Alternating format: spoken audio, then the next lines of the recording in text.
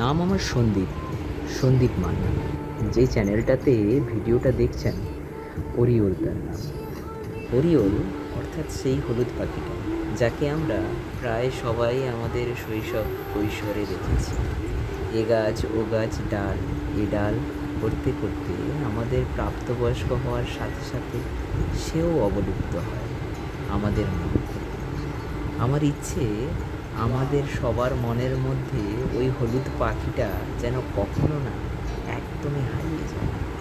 কাজের ফাঁকে ফাঁকে ওকে উঠতে দিই। তো এরকমই ওকে মাঝে মাঝে উঠতে দেওয়া আর ওর মতো ওকে ঘুরতে দেওয়া আমার অভ্যেস। তবে অন্যান্য ট্রাভেল ব্লগারদের মতো কমেন্ট দিতে আমি অক্ষম।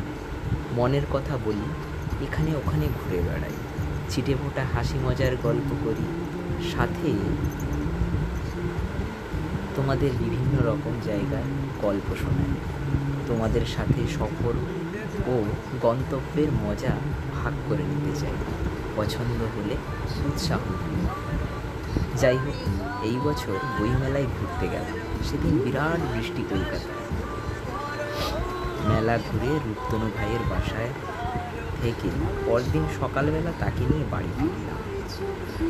আর বিকেলে আবার বেরিয়ে পড়লাম আরেকটু ঘুরতে।